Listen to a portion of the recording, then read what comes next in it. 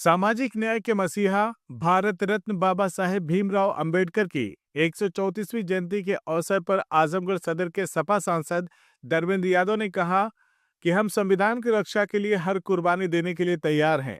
सांसद धर्मेंद्र यादव ने कहा कि डॉक्टर अंबेडकर न केवल एक महापुरुष थे, बल्कि वंचितों, पीड़ितों और दलितों के अधिकारों की आवाज भी थे। उन्होंने बाबा साहेब को पीडीए यानी कि पिछड़ा, दलित और अल्पसंख्यक परिवार का भगवान बताते हुए कहा कि आज का दिन हम सभी के लिए बहुत बड़ा और प्रेरणादायक है। बाबा साहेब का जीवन और उनके विचार आज भी हम सब के लिए मार्गदर्शक हैं। इस दौरान विपक्षी दलों पर सीधा हमला बोलते हुए सांसद ने कहा कि आज देश में कई तरह के षड्यंत्र रचे जा रहे हैं, लेकिन समाजवादी पार्टी किसी भी हालत में संविधान से छेड़छाड़ नहीं होने देगी। उन्होंने कहा, ये लड़ाई अब सत्ता पाने की नहीं, बल्कि अस्तित्व बचाने की है। धर्मेंद्र यादव ने अखिलेश यादव को करनी सेना के द्वारा जान से मारने की धमकी पर बोलते हुए कहा कि प्रदेश में कानून व्यवस्था पूरी तरह से लचर हो गई है। खुलेआम वो वीडियो चल रहा है, लेकिन अब तक कोई कार्रवाई नहीं हुई। उन्होंने प्रयागराज में मजदूरी करने से मना करने पर दलित युवक की हत्या पर सवाल उठाते हुए कहा कि ये सामंती ताकतें तब तक बेलगाम रहेंगी जब तक पीडीए सत्ता में नहीं आ जाती। धर्मेंद्र यादव ने समाजवादी पार्टी के राष्ट्रीय अध्यक्ष अखिलेश यादव का जिक्र करते हुए कहा कि उन्होंने यह संकल्प लिया है कि पार्टी डॉक्टर अंबेडकर द्वारा बनाए गए संविधान की रक्षा के लिए हमेशा संघर्ष करती रहेगी। उन्होंने कहा, संविधान अधिकार और भागीदारी के लिए हम किसी भी स्तर पर जाने के लिए तैयार हैं। केंद्रीय गृह मंत्री अमित शाह पर निशाना साधते हुए सपा सांसद धर्मेंद्र यादव ने कहा कि भाजपा जिन्हें चाणक्य कहती है, उन्होंने संसद में बाबा साहेब का अपमान किया। उन्हें इसके लिए खेद प्रकट करना चाहिए था, लेकिन वो लगातार सदन में अहंकार में डूबे हुए हैं। उन्होंने ये भी आरोप लगाया कि भाजपा सरकार जनता को रोजगार और नौकरी के नाम पर भ्रमित कर रही है। धर्मेंद्र ने कहा कि हम पर भ्रम फैलाने का आरोप लगाने वाले खुद भ्रम फैला रहे हैं। सच्चाई यह है कि युवाओं को ठगा जा रहा है। वहीं धर्मेंद्र यादव ने शिलापट को लेकर उत्पन्न हुए विवाद पर कहा कि शिलापट लगाने से बदलाव नहीं होता, बदलाव मानसिकता से होता है। जो लोग बाबा साहेब के नाम की राजनीति करते हैं, उन्हें पहले उनके सिद्धांतों को समझना चाहिए। उन्होंने कहा कि इस अम्बेडकर पार्क की सुंदरीकरण के लिए जरूरत पड़ी तो सांसद निधि से दुगना धन दिया जाएगा और इस पार्क को सजाने संवारने का काम किया जाएगा। बता दें कि इस दौरान सपा सांसद धर्मेंद्र यादव ने बाबा साहेब की प्रतिमा पर माल्यार्पण कर उन्हें श्रद्धांजलि अर्पित की। इस दौरान बड़ी संख्या में समाजवादी पार्टी के नेता और कार्यकर्ता और आमजन उपस्थित रहे।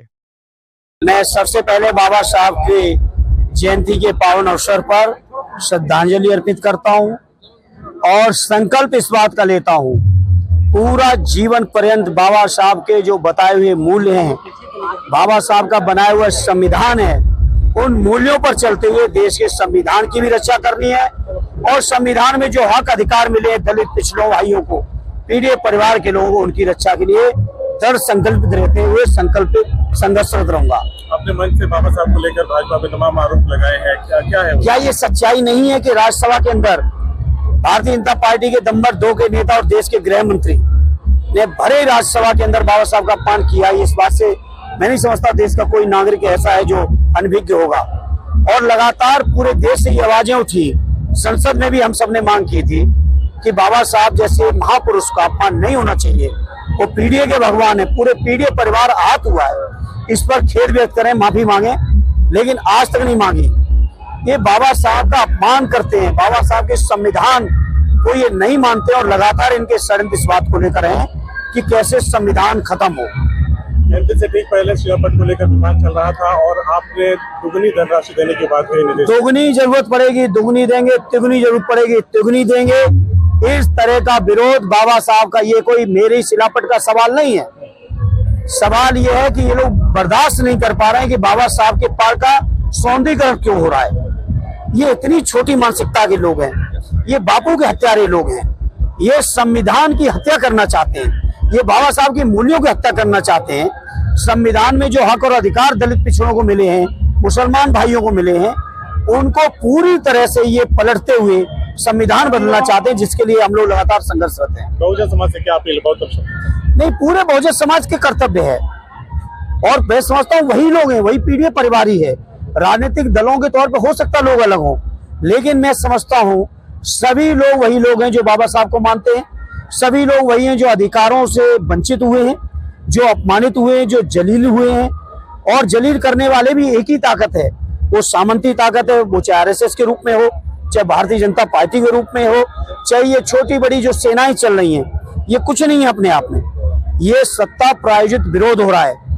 दलित हमारे सांसद आदरणीय रामजी लाल सुमन जी के ऊपर जिस तरह से हमलावर तरीके से तलवारें लहराई गई हैं हजारों की संख्या में, जिस तरीके से उनके घर पे हमला हुआ है, जिस तरीके से लोग इस बात का उनको वो दे रहे हैं, फिरौती दे रहे हैं कि भाई कोई नाक काट ले, कोई उनकी हत्या कर ले, ये केवल अकेले व्यक्तिगत रामजी लाल सुमन का सवाल नहीं है, ये पूरे दलित समाज के लिए, पिछड़े और मुसलमान भाइयों के प्रति भारतीय जनता पार्टी और सामंती लोगों की सोच है, जिसके खिलाफ आदरणीय राष्ट्रीय अध्यक्ष जी बहुत मजबूती के साथ लड़ रहे हैं। और मैं समझता हूँ पूरा बहुजन समाज आज आदरणीय राष्ट्रीय अध्यक्ष जी के साथ इस लड़ाई में खड़ा है। और इसीलिए इन्होंने, देखिए, ये वही ताकतें हैं जिन्होंने बापू को मारा है, ये वही ताकतें हैं जो संविधान को बर्दाश्त नहीं कर पा रही हैं, ये वही ताकतें हैं जो बाबा साहब की प्रतिमाओं पर हमला बुलवा रहे हैं, ये वही ताकतें हैं जो रामजी लाल सुमन जी की हत्या करना चाहते हैं।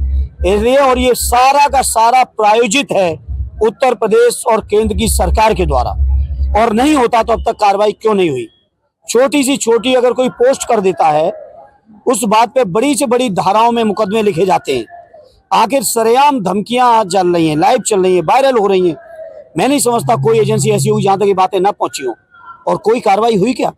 बगल में हमारे साथी जो मिश्रा जी के नाम से फेमस हैं, बनारस वाले मिश्रा जी, उनके घर में घुस के चाकुओं पे हमला हुआ, उन्होंने और उस मोहल्ले के लोगों ने 2 आरोपी पकड़ भी लिए, मौके पे थाने में दे दिए और थाने के बाद छोड़ दिए गए।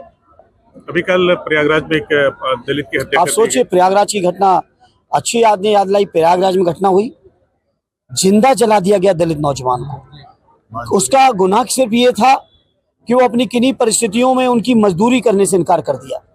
कोई मजदूरी करेगा नहीं करेगा, किसी की गुलामी करेगा नहीं करेगा, ये तो बाबा साहब ने इतना हक अधिकार दे दिया कि हर व्यक्ति अपनी इच्छा अनुसार काम कर सकता है। लेकिन ये सामंती लोगों को, मैंने कहा ना, ये संविधान में दिए हुए हक अधिकार इन्हें बर्दाश्त नहीं है। उसी में की ये घटना है जो इलाहाबाद में हुई है। इसी तरह की घटना आपके तरबा में हुई है 31 तारीख को। उसी तरह की घटना कल जहानागंज थाने में दलित बेटी के साथ रेप हुआ है।